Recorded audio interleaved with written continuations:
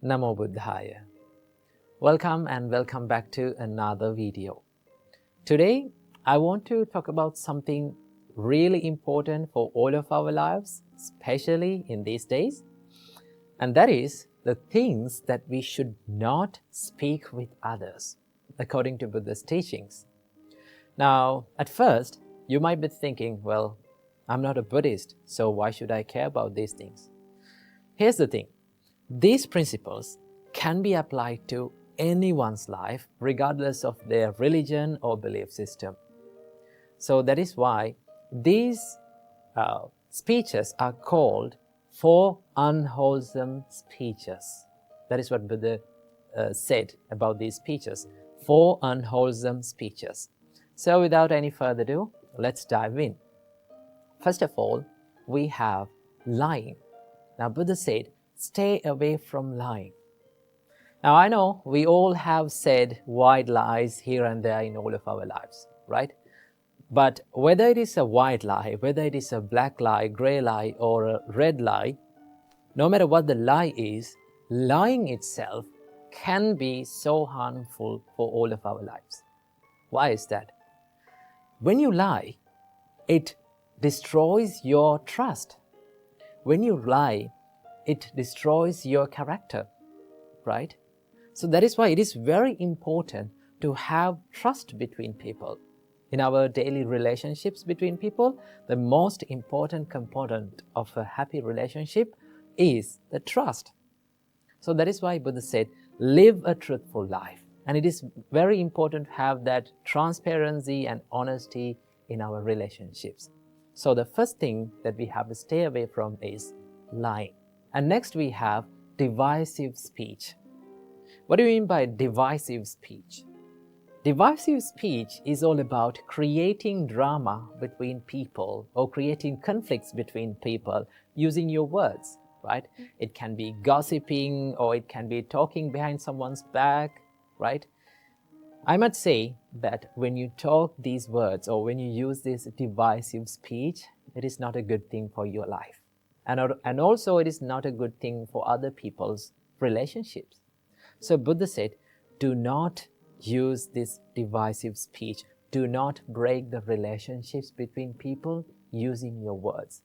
Most of the time, we use the divisive speech out of jealousy or out of anger. So that is why it's very important to stay away from divisive speech. And the third one is, Buddha said, stay away from harsh speech. Now, when someone is calling you or when someone is treating you with rude words, how do you feel? Now, we all have been in this receiving end of such speeches, no? How did you feel? We felt sad. We felt depressed. We felt down about ourselves. So that is why Buddha said, do not use your words to put someone down. Right? Do not use your words out of anger. This is all about criticizing and name calling and putting someone else down with your words, right? So Buddha said, stay away from harsh speech. And finally, Buddha said, stay away from idle chatter. What do you mean by idle chatter? Idle chatter is all about speaking meaningless or useless things, right? Now, that doesn't say that we cannot have a small chat or a fun talk with people. We can do that, but we have to know where our limit is in our speech, right? We have to set the boundaries in our speech, right? We have to know where our speech become unproductive, right? When you use these words, when you use your words in a meaningful way, you can create a positive life and you can create a positive emotions or positive feelings in others' lives too, right? So these are the four unwholesome speeches that we have to stay away from, that our great teacher Supreme Buddha taught us according to the Buddha's teachings, right? So why all these things matter? Why these unwholesome speeches matter in our life? Well, Buddha said, the words that we speak can create either positive or negative karma in our life. Do not think lightly about this karma, right? You have to be very careful about the karma. So the intention behind your words really matters in your life. And that is why we have to use our words wisely, because it can make a huge impact in our lives as well as in others' lives too. So words that we speak are like a knife, right? You can use the knife to cut something useful, right? And also you can use the knife to kill someone else. So let's use our words to create a better life for ourselves and for others. So thank you for tuning in. I hope you got some food for thought for your life. So until next time, I wish you all, may all of you be well and happy, and may all of you live in peace forever. Namo Buddhaya. Still, I can remember this incident. When I was little, when I was at school, one of my teachers came to our noisy classroom and she asked from us, "Do you know why you have given 2 ears and 1 mouth?" Then she said, "The reason why we have given 2 ears and 1 mouth is to talk less and to listen more." Ladies and gentlemen, when we deal with people in our relationship life, in your family life, in your workspace, if you have this quality of active listening, that can help you in many ways. This quality can help you in many ways. Okay? Now, so many people come to our temple and they talk with the monks with their problems and about their family problems, the problems in the workspace. And there's one thing that they all say, and that is, they say, "They are not listening to me. They are not willing to pay attention to me. They cannot understand me." That is one thing that they say. So, if you have the art of active listening, if you practice the art of active listening, you will be liked by many people, right? People always like to talk with someone who is paying more attention to them, right? If you consider about the Buddha, Buddha was a great listener. At one time, one man comes up to the Buddha and he starts insulting him, right? He starts blaming him. All through that incident, the only thing that Buddha did was he listened to that person, right? He paid a good attention to that person.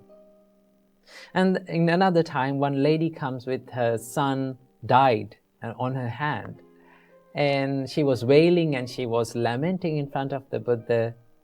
And the only thing that the Buddha did was, he paid attention to that lady's suffering, right? He listened to that lady's suffering. So, if you can practice this art of active listening, if you can listen more and talk less, people will start to like you. Remember that. For an example, if you come up to me, right?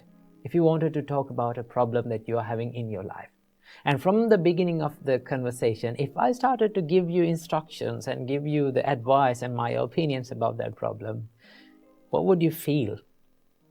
You will start to think like, this monk cannot understand me. He's not willing to pay attention to me. He's not willing to listen to me. So practice this art of active listening. So how can we practice the listening? Well, the Buddha said that all the words that we speak from our mouth is pre-processed in our mind. That means we think first all these words and then we put it into our mouth and we speak. So if we can be mindful about what we think, what is going on in our mind, then it is very easy to control what you speak. And then it is very easy to know when to speak and when not to speak. So this practice is called, being mindful about the thoughts is called Chittanupassana in Buddhism, right? For that, the only thing that we have to do is like just sit in a quiet place and just watch our thoughts, what comes to our mind. We don't want to react with that thought. We don't want to chase behind that thought. Just identify the thought as just a thought. That is one practice that you can practice to be a good listener. And also, there's another way to practice this listening ability is to engage in conversations and try to listen more to that person. So, in the next conversation that you're having, try this out. Go to someone, and if they wanted to talk with you, just from the beginning of the conversation, tell it to yourself that I'm going to listen to this person more. I'm going to pay attention to this person more. That is one way of paying and showing your love and affection to the person that is in front of you, right? That is why lending a good ear and listening to someone and sharing their suffering or problems with them is one way of showing your compassion and love towards them. Okay? So in the next conversation, when you go through that, just listen more to them. Let them put out what is in their mind. And when they go silent, and then you have to ask some more questions. Tell me, how did you do that?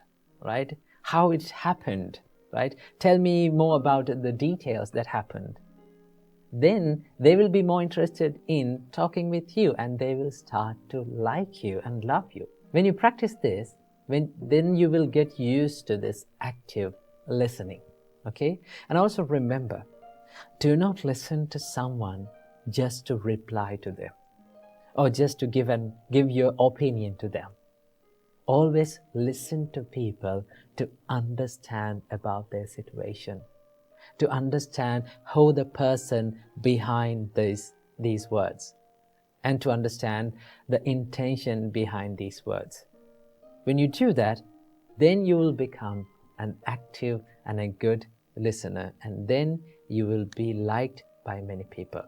So that is all about the active listening. Be mindful about your thoughts and listen more than you talk. Keep that in your mind. This is a special inner guide video that is dedicated to the little daughter who had asked a question from us. She had mentioned in her comment that she has a big problem with laziness, and also her exams are near, so she is in a big stress. And also, she said that she no longer finds a value in her life. I think most of us have these kind of questions. Okay, let's start with the first question. She had said that she has a big problem with laziness and sleepiness. I know that getting up early in the morning and sitting for studying and doing the studies is a little bit of a hard thing to do, when you are a student especially. First of all, let me introduce you to the inspiring words of the Supreme Buddha. Supreme Buddha said, Sukharani asadhuni attano ahitani cha. It is very easy to do evil things, the things that brings the unhappiness or the suffering or the regret to our life. Supreme Buddha said, Yangve hitangcha sadhungcha tangve paramadukkaram.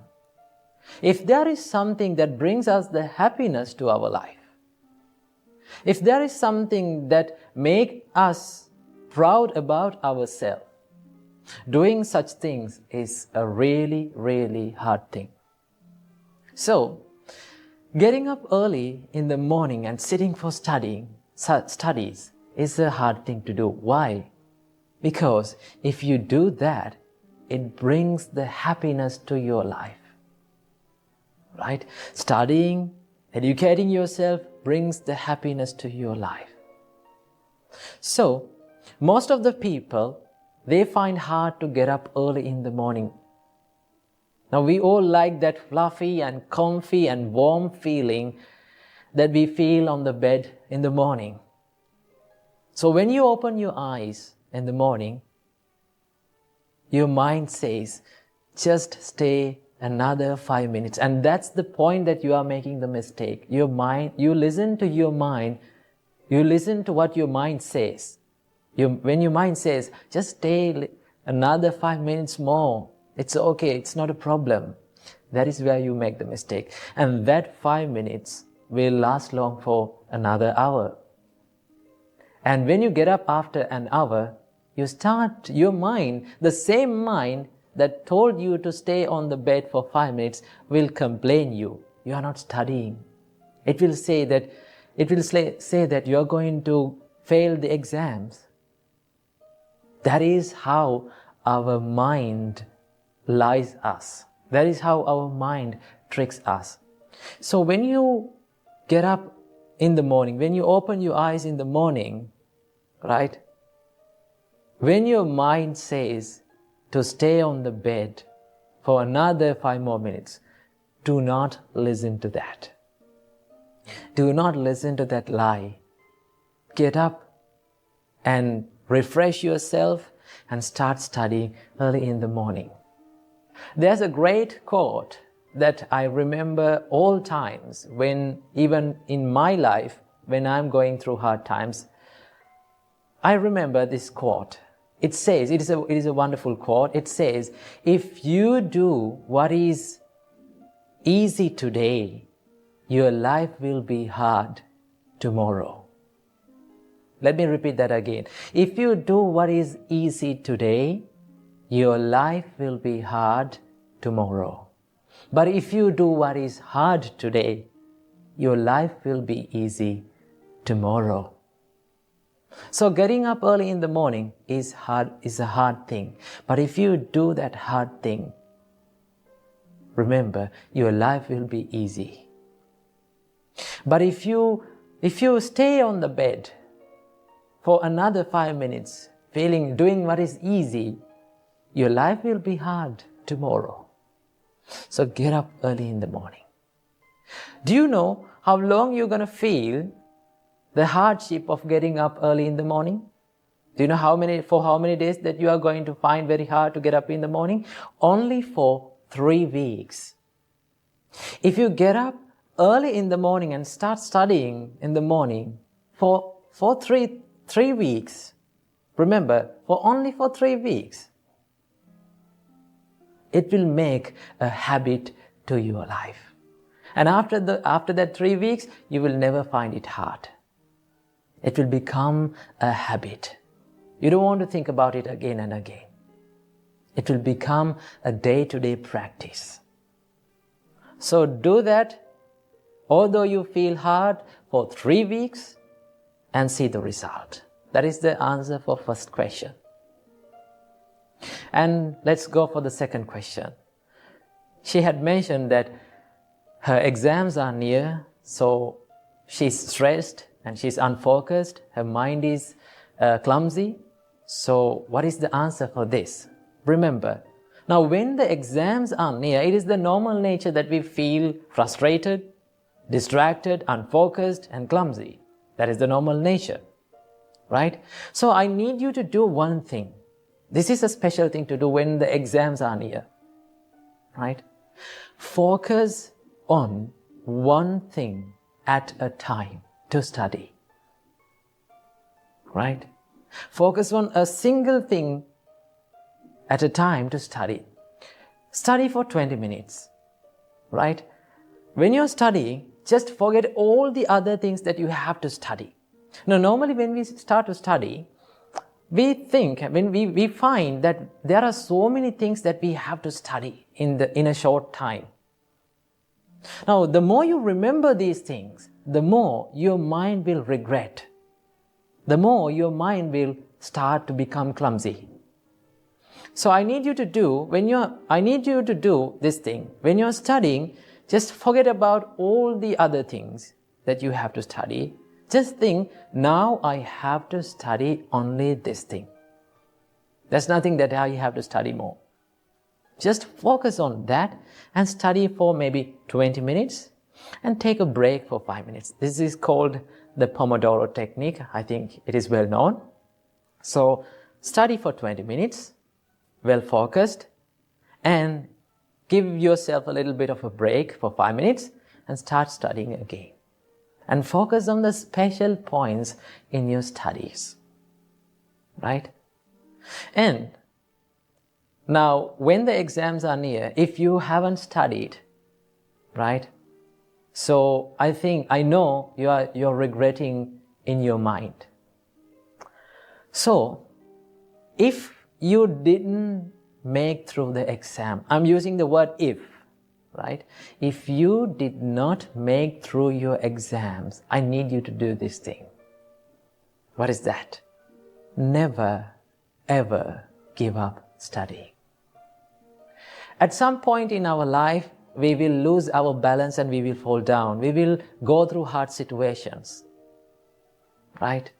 We will fall down in our life, but get back up and try again. You will fall for the first time. You will fall for the second time. You will fall for the fourth time, fifth time.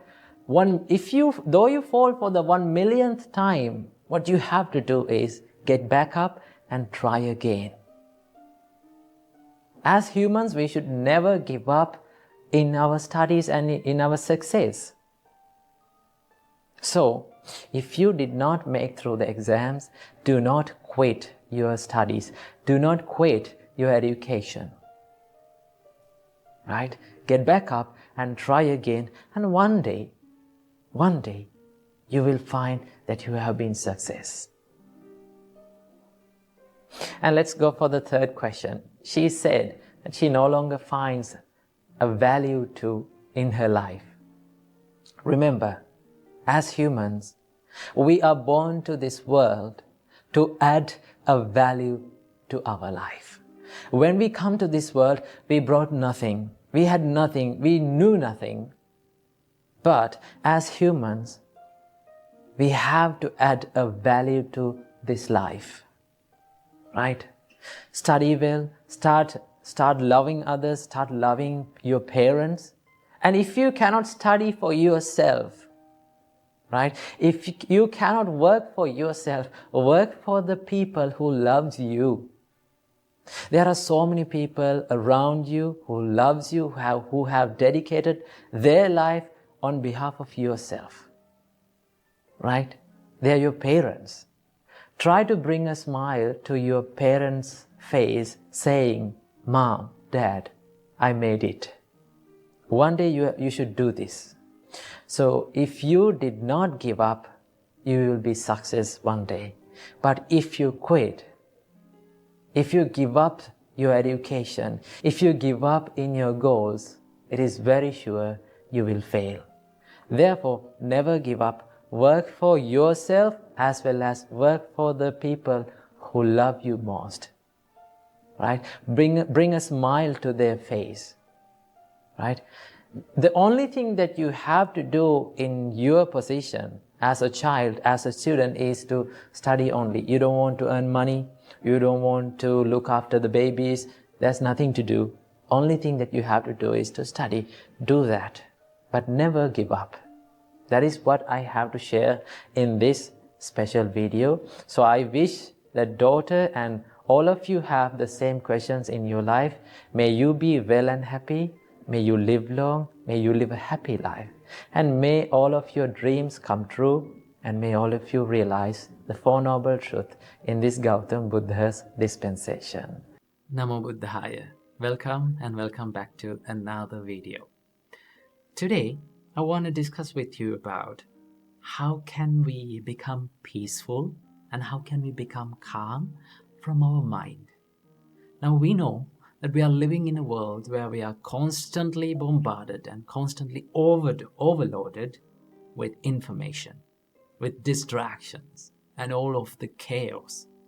So what happens when we live in such an environment is we become so reactive and we tend to lose our peacefulness, we tend to lose our calmness in our mind. And then what happens is our frustration, stress and depression builds in. So how can we deal with this? And what can we do to eliminate these distractions and this constant chatter in our mind and have a peaceful mind in the middle of chaos? So today, I'm going to share a few tips where you can practice in your daily life. And then you can, if you practice this, it will be a great help to find peacefulness and calm in the middle of all the chaos. So the first thing that you have to understand is calmness and peacefulness is not an outer source. It doesn't come from outer world, right? It can be found within. So no matter where you live, no matter what the place you live, no matter what you do, if you really focus on this calmness, and if you're clever enough to find that, then you will be able to find the calmness and peacefulness in the middle of all the chaos. So always remember, calmness and peacefulness should be built and should be developed within, okay? And also, you have to remember one thing, that calmness and peacefulness is not about emptying your mind, right? When you become calm and peaceful, it doesn't say that there's nothing in your mind, no thoughts in your mind, right? Thoughts may appear in your mind, right? There will be lots of thoughts and train of thoughts will be appear in your mind. But when you become really calm and when you become serene from your mind, you tend to not to react to all those stimulations. That is what the real calmness and peacefulness means, okay? Normally, when the thoughts appear, right, when all these kind of trains of thoughts appear in our mind, what happens to us is we oftenly react to them, right? We become panicked and we tend to react to them. So the reason why this happens is because we think that thoughts as us, and we tend to think that I am what I think and I am my thoughts. But in reality, thoughts are not you. You are not your thoughts, right? Thoughts are just like, they're coming and going. It's like clouds, right? There's the sky and there's the clouds, right? So what is the nature of a cloud? It comes and it swarms around and it goes off, right? Sometimes the sky is cloudy, sometimes the sky is moody, sometimes the clouds are scattered here and there, and sometimes the sky is empty. So you are like the sky and your thoughts are like the clouds, okay? So there's a huge distance between the sky and the clouds. But we often think that the clouds as the sky. Sometimes when it is raining, sometimes when it is moody, we blame to the sky, right? We tend to say that, oh, this weather is not okay. The sky is always raining and it's moody. But sky is not raining. Clouds are what forms the rain, right? Clouds forms the rain. The same as that, when the thoughts appear in your mind, you can take a little step back and think, should I react to this? Should I react upon these thoughts? For an example, if an angry thought came to your mind, what should you do? Just pause a little bit and think, should I react to this? You can have a little bit of a time and think about it. Oh, this is anger. I should not react to this. This is jealousy. I should not react to this. Okay? It's okay to have thoughts in your mind. But if you want to be peaceful, you should not, and you should choose to not to react to those thoughts. So there are a few practices where we can do in our daily life to to make a little bit of a help to this peacefulness and calmness. One thing that you can do is that you can slow down your body movement for a little time period of the day. Maybe like when you have time and when you're working by yourself, maybe like you're walking, maybe like you're writing something, or maybe like you're studying. Try to maintain slow body movements. Now, why I say this? Because our body and our mind is highly interconnected. Okay? When our thoughts become panicked, our body become panicked. So in the other way, if we calm down and if we slow down our bodily movements, it will be a great help for us to slow down the thought process. Then you can take a little time and think about what comes to your mind. That is one thing that you can do. And also there's another great practice that Buddha told us to do, that is called breathing meditation. when you do the breathing meditation, you reduce these heavy loads of thoughts into 2 thoughts: in-breath and out-breath. In breathing meditation, all what we are doing is we are constantly becoming aware of in-breath and out-breath. When you do that, it's sort of like condensing your mind. It's sort of like making your mind soft and peaceful and non-reactive. That is what you can do. And also there's another thing that you can do, is to not to judge your thoughts and to be aware of your thoughts. I will give you an example. It's like you're watching a traffic pass by the side of the road, right? You can see cars and bikes and vans and buses are going, but you're not going to judge them. You're not going to stop them. You're not going to chase behind them. You sit by the road and you just watch them. Let the vehicles be the vehicles and you be you. In the same way, let the thoughts be the thoughts and you be you. When you become less reactive to your thoughts, you can find that peacefulness and calmness in your mind. So I hope you got some light about the calmness and peacefulness from this video. So I hope may all of you be well and happy, and may all of you be calm and peaceful forever. Namo Buddhaya. First of all, we have to realize that living in the present moment, focusing your mind to the present moment, is not a simple thing.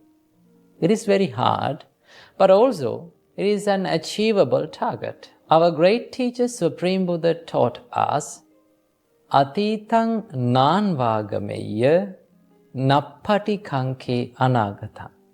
You should not chase after the past. And also, you should not make too much expectations about the future. Supreme Buddha said, Yadati tang pahinantang appattancha anagata. What is past is left behind. It is gone. It is over now. Appattancha anagatam. The future is yet to come. It hasn't reached yet. Buddha said, Pachuppanancha yo dhammang tattha tattha vipassati. What you have to do is live in the present moment and see the present moment as it is. Right? Realize the present moment as it is. So it is very hard to focus your mind to the present moment. Our great teacher Supreme Buddha taught us the nature of the mind is it always runs to the past. Normally, our mind has a habit to wander in the past, memories. Right? When we are alone, when we are solitude, and when we live in our life alone, lonely, normally it is the nature our mind runs to the past. It lives in the past memories, thinking about them. Sometimes you may regret about them. Sometimes you may be happy about them. Sometimes you may cry about them. Right? So that is the nature of our mind. It is always wandering in the past. And also sometimes our mind try to make expectations, too much expectations about the future. Right? People dream too much about their future, but they do not work for the dreams to come true. So our great teacher Supreme Buddha taught us, you should not let your mind to wander in the past, as well as you should not let your mind to go for the future and make too much expectations about that. What you have to do is, you have to work in the present moment to make your future better, as well as to make your past better. Because when you live correctly in the present moment, right, your past will be a good one because you have lived in the correct way. And also, if you are sure that you are living correctly in the right way in the present moment, your future will be also a good one because you are doing the right thing right now. So, You need to have a good practice to focus your mind to the present moment. So it should be practiced by meditation, as well as it should be practiced in the practical world, in your life. So I will teach you some tricks or things that you should practice in your life to be in the present moment, right? So when you have a free time, right, dedicate yourself to live in the present moment for a little time. During the day, when you have the free time, allocate your time about 5 minutes to live in the present moment. Sit on a chair, you can close your eyes, and just experience that you are in your present.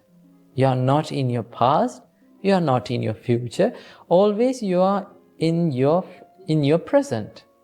That is the reality, right? The past has gone, as well as the future hasn't come yet, right? So, close your eyes and just try to focus your mind to the present moment. Try to think about what you feel, what you hear, and what you think about.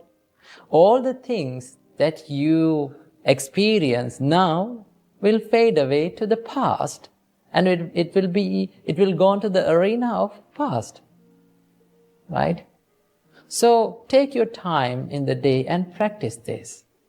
The best way to focus your mind to the present moment is the breathing meditation. Breathing meditation is one of the best meditations that you can bring your mind from the arena of past and the future to the present moment. Because the breath, when you are focusing on your breath, right, always the breath arises and it goes down. So this breath prevails in the present. So when you focus your mind to the breath, then your mind is always in the present moment. And also, you have to practice to live in the present moment in your practical life, in your day-to-day life. So how to do that? So it is very beneficial to live in the present when you are in the hard times, when you are going through a problem. Now suppose if a person comes to you and started blaming you. Now when he is blaming, you hear that sound, the words, right? When we think about these words, right? When he is blaming, you hear that, and after that very moment, it has gone to the arena of past. Those words are not prevailing anymore, right? But our mind does not like to think that. Our mind clings to those words, right? Our mind tries to hold on to those words, and what our mind does is it always make a loop-like thing to bring back all those thoughts, all those words again and again to our mind, and that is why we are suffering. That is why we feel hurt, right? If we can realize the reality that all these words that I heard has gone to the past, they are no longer here anymore, they are vanished, then you don't want to suffer for anything, right? Because it has gone to the past. You cannot do anything about that. But our mind is not ready for that, right? Our mind tries to cling to those words, right? So what you have to do, when someone blames you, when you are going through a hard time, realize that all those things are impermanent, and it vanishes very quickly from my life. So I don't want to worry about them, right? So if you are living in the present moment correctly, doing the correct thing, doing the right thing, doing good things, you don't want to worry about the past, as well as you don't want to worry about the future. Of course, you can make the plans for the future, no problem, but do not dream too much about it. Because the more we dream, it is like we are stopping our vehicle and just looking towards the road without driving, right? The more we dream, we feel jealous about the achievers who achieve our goals, right? So it is like you are stopping your vehicle on the road and looking at the vehicles that pass by. You are not driving, right? You can make your plans, you can make your goals, but do not dream too much about it. Just start working for it, right? So the dream becomes a goal when you are working on it only. So if you can live in the present, doing the correct thing, doing what should be done now, you don't want to worry about the past as well as you don't want to worry about the future. So in that way, you will have a life without regret and without worrying about the future and the past.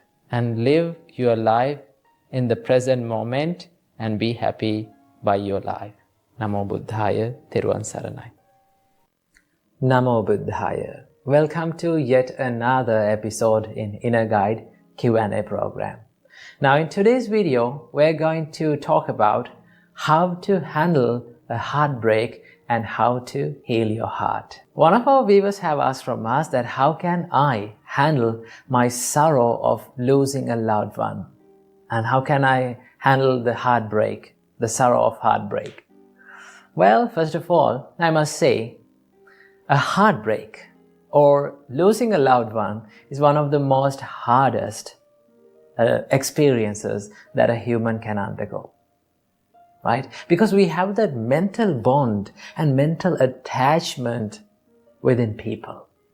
When that mental attachment is broken, we start to suffer, we start to cry, and we start to wail. So there are some ways that you can get over this sorrow. So this whole video is dedicated for all the people out there who are going through heartbreaks and who are experiencing tough times in their life. So I think this video will help you to have some light on your way. So there are some ways and things that we can do to heal ourselves. But remember, this healing process takes time. It's like a wound, right? Wound is not healed in a day or 2 days or 3 days. It takes time, right? So we have to be in a constant process of healing that wound. So same goes with a heartbreak. So what we can do to heal our heart from a heartbreak. Number one, if you need to cry, it's okay to cry. Remember that, right? There are some people who are going through heartbreaks and they don't like to cry. They pretend to be they're okay, right? They pretend to the world that they are okay and they have got over the problem. They smile, but not inside. Remember, if you need to cry, it's okay to cry, right?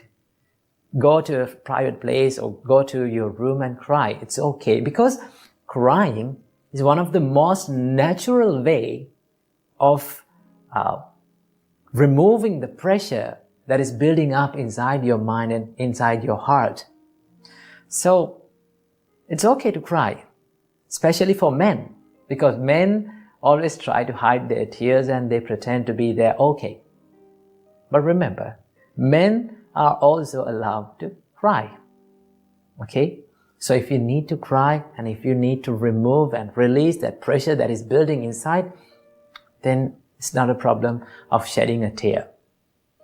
Number two, you can find a person who you can share your pain and who you can share the sorrow and the pressure that is building inside you. Right? Well, you need to be wise when you choose this person. Why? Because there are some people out there who give hate comments and hateful comments to the person who cheated you, right? When they give those hate comments and when they try to build up the hate within you, right? It is not good for you.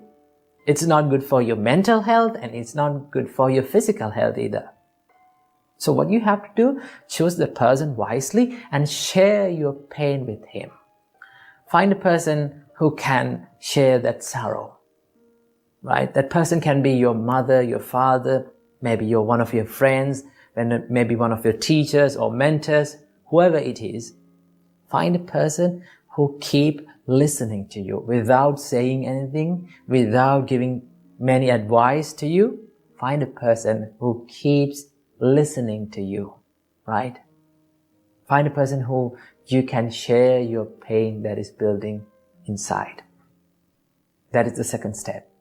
And number 3, this is the most important thing that you need to practice. And this is one of the things that many people who are in relationships doesn't like to think about. And what is that? Our great teacher, Supreme Buddha, said, Sabbehi me piyehi manapehi nana bhavo vina bhavoti abhinnang paccavekitapam. What does that mean? Supreme Buddha said, always reflect and recollect in your mind that one day I have to be parted and separated from all the dear and agreeable people in my life. Isn't that the truth? Yes, it is. That is the truth. But we don't like to think about that when people are in relationships. They will think it will ruin their relationship. It will ruin the bond between people. But in reality, it is not. Remember, when you think that I have to be separated, one day I have to be separated from this person that is sitting in front of me, the person who I love most. One day I have to be separated from this person, at least at the death. So I have a little time to love this person, give my love, my kindness, my attention, my compassion to this person. So I must give this fullest love to this person. Remember, true love will never break your heart. That's amazing, isn't it? True love, when you love someone truly, if that person leaves you, you will never be heartbroken. But if you become attached to that person, if you are mentally too much attached to that person, and that attachment is the thing that breaks your heart. That is why Buddha said attachment brings the suffering to your life. So remember, true love will never break your heart, but the attachment does. Right? So if you are curious about what is true love and what is attachment, there's another video that has done by us about explaining the true love, so you can check out that. So remember, when you truly love someone, your heart will never be broken. Right? So what you have to think is, always, whenever you are possible, you need to think, I have to be separated from these people around me. Right? So when you think that, your mind is getting prepared to face that situation. Right? You can imagine how I'm going to recover myself if this person left me. How I'm going to do that. Right? Then if your mind is pre-prepared for that situation, when you're going through such a situation in reality, you will start to think, this is what I was thinking about. Right? So, when your mind is get prepared to face that reality in the life, right? You can be more confident, you can be more strong when you face that situation in real life. So that is the thing, that you have to always think about that. And also, remember, I told you, heartbreak is like a wound. Remember, if you need to heal this wound, you need to decrease the amount of touching it, right? Now, I don't say that you need to forget the person, right? You cannot forget the person, but you can reduce the amount of attention for those past thoughts. Because when you're alone, right, after a heartbreak, after a breakup, when you're alone, right, you're thinking about the moments and the things that happened in the past. The more you think about those things, the more you will be frustrated and the more you will be sad. So what you have to do, reduce the amount of attention that you are giving to that kind of thoughts, right? So you can do that, but you cannot forget that from time to time, those thoughts will haunt your mind. But when you're not giving much more attention, when you're not giving much attention to those kind of thoughts constantly, and with the time, it will fade away, right? So you don't try to stop the thoughts, but let the thoughts to fade away from your life. And keep this in your mind. Whatever the terrible situation that you are going through in your life, it is going to be changed one day. Because none of our life experiences are permanent, right? Every experience, every tough situation, every happy time, and every experience that we face in our own life are impermanent. They will change with the time. So remember, you're going to heal one day. You're going to be okay one day, right? So have some experience with these tough situations in our life. Remember, these experiences make our life more and more strong. So these are 5 things that you can do to heal your broken heart, right? So I hope you got some ideas to how to heal your broken heart. And most importantly, don't forget to remember what our great teacher Supreme Buddha taught. One day, we all have to be separated from every loving person around us.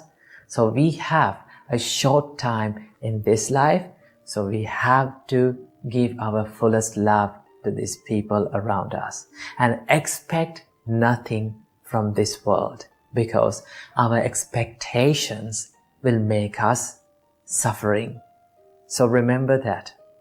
And I'm going to end this video with a nice quote, and that is, when you are heartbroken, cry, forgive, learn from your experiences, and let your tears water the seeds of your future happiness. Welcome everyone to another video. So today, let's talk about loneliness and how we can face this situation. So in this video, I'm going to be talking about 2 things. And the first one is the loneliness, and the second one is the solitude, which is more reframed version of being alone. Okay, so first of all, let's talk about loneliness. When we are around people, when we are living with people, and when we are in relationships with people, normally we feel happy. We feel that we are content, right? And we feel this joyfulness within ourselves. But when they are not around us, or when they leave us, sometimes when we have to depart from them, normally we feel depressed, sad, or lonely, or we feel like no one cares about us. So this is the feeling of loneliness. If we analyze this emotion of loneliness, we can find that we have become happy because of the people around us, because of their reaction, because of their way of behavior. That was the reason that we became happy. Simply it means that we have given the key of our own happiness to other people. So when they leave our life, sometimes when they depart from ourselves, sometimes when they fade away from our life, what happens to us is we become unhappy, we become sad, we become depressed, and we feel like no one is caring for us. There is no one to help for me. That is what we are thinking. So how we can deal with this? Well, that is where we come to the topic of solitude. Supreme Buddha advised us, Supreme Buddha advised the monks to practice this practice of being solitude. So what do you mean by solitude? So first of all, let's compare the loneliness to the solitude. Then you can take some idea about that. In loneliness, when you are lonely, you're thinking for someone to come to your life and make you happy. That means you are depending on others. Your happiness depends on others. But in solitude, you try to find the happiness within yourself. When you find the happiness inside yourself, you don't want to depend on another person. You don't want to depend on second person. You can find your happiness within yourself. And that is what the practice of solitude gives us.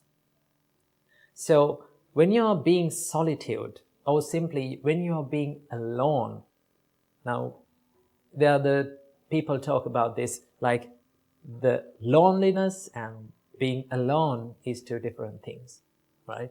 So when you're being alone or when you're being in solitude, you're happy. You're not finding the happiness from these outer sources. You find the happiness within yourself. So Buddha teaches us to look at this loneliness not as something to be sad, not as something negative. Buddha teaches us to look at this loneliness something that is beneficial for you, something that is positive. So how we can use this loneliness, or how we can reframe this loneliness to be positive? Well, if you think about whenever you are being alone, you have more time for yourself, right? You have a bigger freedom for yourself. You can think about yourself. You can reflect more about yourself, and you can practice meditations, or you can think about your health and do some practices about that. You can do some self-development techniques, so you can improve yourself. So when you use that time, when you use that loneliness for good things, then you become more positive about that. Then you will never feel these sad or depressing states. So let me tell you a little story how Buddha felt lonely at one time. Actually, this incident happened to the Buddha before he became enlightened. We call him the Bodhisattva. When he was Bodhisattva, he was practicing this self-mortification for 6 years. He gave lots of hardships to this body. He did some extreme meditations in the jungle. So there were 5 monks who were helping the Bodhisattva. So he practiced this self-mortification meditations for 6 years, and he mastered that. Finally, he came to the conclusion of that I cannot achieve this enlightenment by self-mortificating or by giving this extreme hardship to this body. So he decided to find this middle way. So what he did was, first of all, he took his bowl and he went to the village and he got some foods to eat. Because he thought that to do the meditations, I need to have this physical energy. But those 5 monks who were helping to Bodhisattva, who were expecting the enlightenment from the Bodhisattva through this self-mortification, was so confused because they saw that the Bodhisattva is having these foods. Then those 5 monks thought, like, now he's not going to achieve this enlightenment. The enlightenment can only be achieved by this self-mortification. So they never believed on the Bodhisattva. So what they did was, they left the Bodhisattva. Now our Mahabodhisattva was all alone in the middle of the jungle. There was no one to help him. There was no one to care about him. No one knew about him. He was all alone. But he didn't think about that loneliness as something depressed or something negative. So he thought, now I have more time for myself. I can do my meditations freely. There was no one to think about me. So I must use this time for my self-development. That is what Mahabodhisattva thought. So that is the way that we also should think about this loneliness. If you are feeling lonely, if you are having some kind of a loneliness situations in your life, use that time, use that valuable time to create a better life for yourself, because you have more time. You can do meditations. You can stick into a daily routine of the self-development. You can do meditations. You can do workouts. You can walk for some time. And you can be with this nature, read a book, or learn something new, practice meditations, do exercises. These things can be done when you are all alone. So, rather than feeling depressed about the situations that you are in, why can't we become more happy about the time that we are spending alone, right? So practice this, okay? So if people comes to your life, let them come. If people walks away from your life, let them walk away. But you have to be by yourself. You have to think about yourself. That is what you have to think, and that is what you have to do in this valuable time. So I think you got some idea about the loneliness and being in the solitude. So practice the solitude and make your life more better.